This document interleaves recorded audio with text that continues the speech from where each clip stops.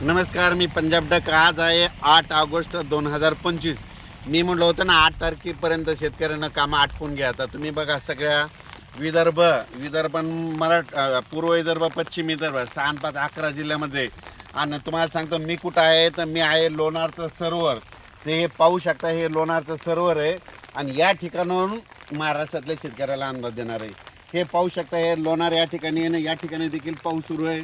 आणि या ठिकाणी आत्ता 8:45 वाजलेले आहेत. तर आता शेतकऱ्याला सांगू इच्छितो, बुलढाणा जिल्ह्यामध्ये लोणार आहे. आता लोणारमध्ये आता 9च्या नंतर खूप जोरात पाऊस पडणार आहे. म्हणून हा बुलढाणा जिल्ह्यातल्या शेतकऱ्यांनी, लोणार तालुक्यातल्या शेतकऱ्यांनी अंदाज लक्षात घ्यायचा. योगायोगाने ह्या लोणार या ठिकाणी म्हणून सांगतो. त्याच्यानंतर राज्यात सांगायचं झालं तर आज 8 तारखेला म्हणजे आज बऱ्याच ठिकाणी, काही ठिकाणी आत्ता 9ला पाऊस सुरू होईल, काही ठिकाणी 10ला होईल, कुठं 11ला होईल, कुठं 12ला होईल, कुठं दुपारून होईल. म्हणून हा अंदाज लक्षात घ्यायचा. पण राज्यात सांगायचं झालं तर तुम्हाला मी म्हटलं होतं ना 11 ऑगस्टपर्यंत दररोज वेगवेगळ्या भागात पाऊस पडणार आहे. सगळ्यांना जीवदान ठरणारा असा पाऊस पडणार आहे. म्हणून हा अंदाज लक्षात येतात. मग सांगायचं झालं तर हा पाऊस पूर्व विदर्भ, पश्चिम विदर्भ, दक्षिण महाराष्ट्र, उत्तर महाराष्ट्र, कोकणपट्टी, खानदेश, मराठवाडा सगळीकडे हा पाऊस पडणार आहे. म्हणून हा अंदाज लक्षात घ्यायचा. त्याच्यानंतर राज्यातल्या सर्व शेतकऱ्याला सांगू इच्छितो की काय झालं की मी काल श्रीरामपूरकडे गेलो होतो, शिर्डीकडे गेलो होतो. तिकडल्या शेतकऱ्यांचे फोन आले, तिकडे पाऊस नाही. तर त्या शिर्डी, श्रीरामपूर, नेवासा, त्याच्यानंतर संगमनेर त्या तालुक्यातल्या शेतकऱ्याला सांगू इच्छितो की तुमच्या भागामध्ये देखील म्हणजे आज 8 ऑगस्ट 9, 10, 11 तारखेपर्यंत चांगला पाऊस पडणार आहे. म्हणून हे अंदाज लक्षात येतात. त्याच्यानंतर विदर्भातल्या शेतकऱ्याला सांगू इच्छितो की विदर्भात देखील चांगला पाऊस पडणार आहे. घाटाच्या खाली शेतकऱ्याचे फोन आले होते, तिकडे देखील चांगला पाऊस पडणार आहे. म्हणून हे अंदाज लक्षात घ्यायचा. त्याच्यानंतर धुळे जिल्हा, नंदुरबार जिल्हा, धुळे, नंदुरबार, जळगाव जिल्हा, पुन्हा त्याच्यानंतर कळवण, नाशिक, लासूर त्या शेतकऱ्याचे फोन आले की आमच्या इकडे पाऊस नाही. चाळीसगावचे शेतकऱ्याचे फोन आले, पारवळ्याचे आले. तुमच्या तिकडं आज बघा, आज दुपारनंतर तुमच्या धुळे जिल्ह्यात, जळगाव जिल्ह्यात, नंदुरबार जिल्ह्यात तिकडे देखील पाऊस पडणार आहे. म्हणून हा अंदाज लक्षात घ्यायचा. त्यानंतर पश्चिम महाराष्ट्रात देखील आज म्हणजे चांगला जोराचा पाऊस सुरू होणार आहे. म्हणून पश्चिम महाराष्ट्रातल्या शेतकऱ्यांनी हा अंदाज लक्षात घ्यायचा. मराठवाड्यातल्या सगळ्याच जिल्ह्यातल्या शेतकऱ्यांनी अंदाज लक्षात घ्यायचा. आजपासून ते 11 तारखेपर्यंत दररोज वेगवेगळ्या भागात पाऊस पडणार आहे, सगळ्यांना जीवदान ठरणार आहे, हे लक्षात घ्यायचं. आता हे झाला 8 तारखेपासून ते 11 ऑगस्टपर्यंत अंदाज. म्हणजे आज 8 तारखे, 8, 9, 10, 11 4 दिवस दररोज वेगवेगळ्या पाऊस पडणार आहे. सगळ्यांना जिथं पडला नाही तिथं देखील पडणार आहे, त्यांच्या पिकाला जीवदान ठरणारा हा पाऊस असणार आहे. त्याच्यानंतर 12 आणि 13 ऑगस्टला 2 दिवस थोडी विश्रांती घेईन. त्याच्यानंतर राज्यात 14 ऑगस्ट ते 18 ऑगस्ट परत जोरदार मुसळधार पाऊस पडणार आहे. ठिकठिकाणी मुसळधार पाऊस होईल. म्हणून विजेच्या कडकडासह होणार आहे. त्याच्यामुळे काय करा, 14 ते 18 ऑगस्टच्या दरम्यान तुमच्या शेताच्या जिथं तळी असेल तर तुम्ही मोटर टाकले असेल, पाईप असेल ते काढून घ्या. कारण की त्याच्यानंतर त्या पावसामध्ये बऱ्याच धरणाचं, जायकवाडीचं परत पाणी सुटणार आहे. त्याच्यामुळं तुमच्या मोटर वाहून जातील, पाईप वाहून जातील. त्याच्यामुळं हे अंदाज लक्षात येतात. त्याच्यानंतर ते 14 ते 18 सर्व शेतकऱ्याला सांगू इच्छितो, मी म्हटलं होतं ना ऑगस्टपेक्षा सप्टेंबरमध्ये जास्त पाऊस पडणार आहे. म्हणजे ऑगस्टमध्ये मी म्हटलं होतं ना 14 ते 18च्या दरम्यान जवळपास 40-41 गावाला पाऊस पडणार. म्हणजे महाराष्ट्रामध्ये 42,000 गाव आहेत, तर 30-32,000 गावाला चांगला जोराचा पाऊस पडणार आहे. म्हणून हे लक्षात यायचं. त्याच्यानंतर आता हे 14 ते 18चा एकदा पाऊस येणार आहे. त्याच्यानंतर 25, 26, 27, 28, 29 ऑगस्ट दरम्यान एक चांगला मोठा पाऊस येणार आहे. त्याच्यात देखील 30-35,000 गावाला पाऊस पडणार आहे. म्हणून हे देखील ऑगस्टच्या शेवटच्या आठवड्याचा अंदाज लक्षात घ्या. पुन्हा सप्टेंबर महिन्यामध्ये परत दुसऱ्या आठवड्यात, म्हणजे सप्टेंबरच्या दुसऱ्या आठवड्यात पुन्हा जोरदार पाऊस पडणार आहे. म्हणून हे देखील सप्टेंबरमधला अंदाज लक्षात घ्यायचा. सप्टेंबरच्या शेवटच्या आठवड्यात देखील चांगला जोराचा पाऊस पडणार आहे शेवटच्या आठवड्यात. म्हणून हे लक्षात घ्यायचं. म्हणजे ऑगस्टमध्ये 2 मोठे पाऊस, सप्टेंबरमध्ये 2 मोठे पाऊस आणि ऑक्टोबरच्या फक्त पहिल्या आठवड्यातच एक चांगला पाऊस येणार आहे. आणि दुसऱ्या 20 ऑक्टोबरनंतर पाऊस परत काय होणार, निघून जाणार आहे. मग राज्यातल्या शेतकऱ्याला सांगतो, मग आता पाऊस परतणार, आणखीन 2-2.5 महिने पाऊस आहे. पण पाऊस कधी निघून जाणार हे यापुढं कधीच कोणाला विचारत जाऊ नका. एक सोपं गणित सांगतो, पाऊस कसा निघून जाणार, काय करायचं, 10 ऑक्टोबर ते 10 नोव्हेंबरच्या दरम्यान काय होतं की काही ठिकाणी धुई येते, कुठं धुराळी म्हणतात, काही जण धुके म्हणतात.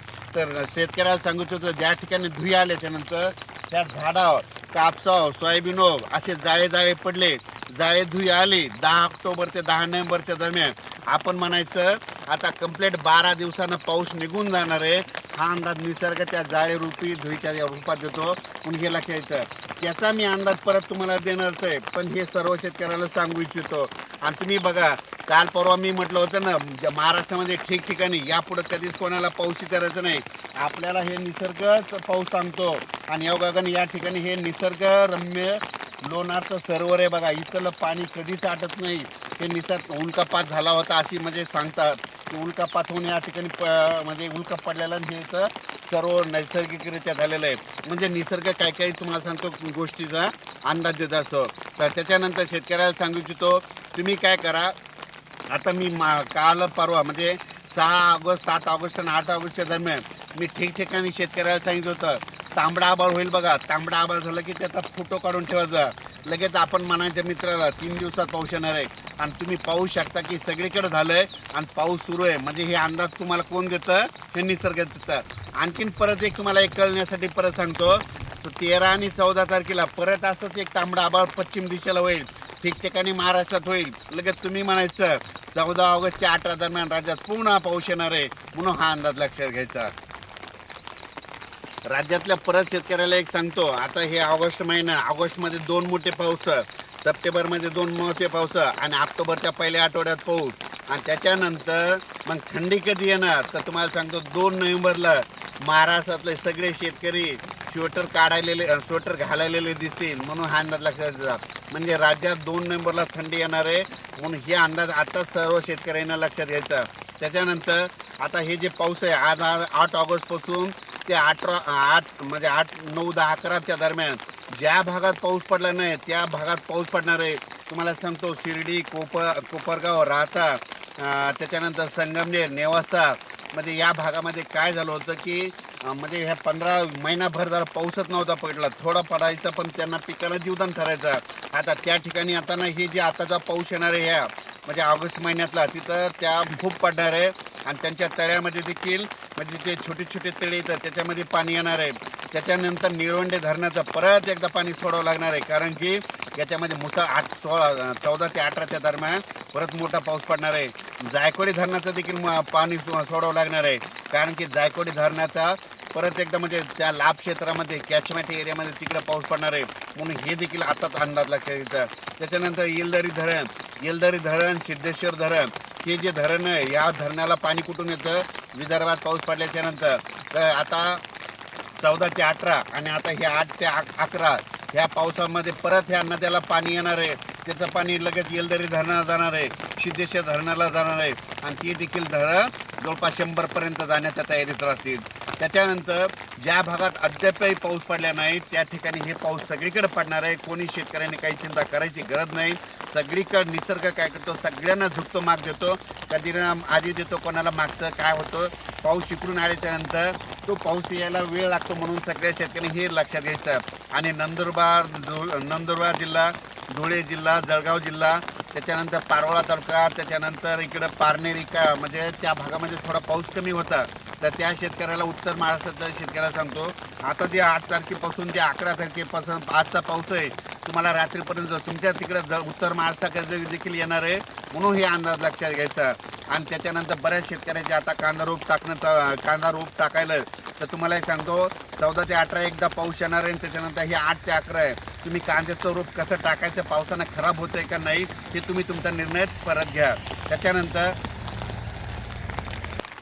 त्याच्यानंतर तुम्हाला एक सांगू इच्छितो, बऱ्याच शेतकऱ्याचे असे मेसेज येतात की तुम्ही फोन उचलत नाही. तर तुम्हाला सांगतो माझा जे नंबर आहे तर महाराष्ट्रामध्ये 42,000 गाव आहेत. 42,000 गावामध्ये सगळ्यांकडे फोन गेलेला आहे. आणि कोणाला वाटतं की मला फोन लावा, आणि 42,000 लोकांना जर फोन लावला तर माझा फोन असा व्यस्त दाखवतो. म्हणून दिलगिरी व्यक्त करतो.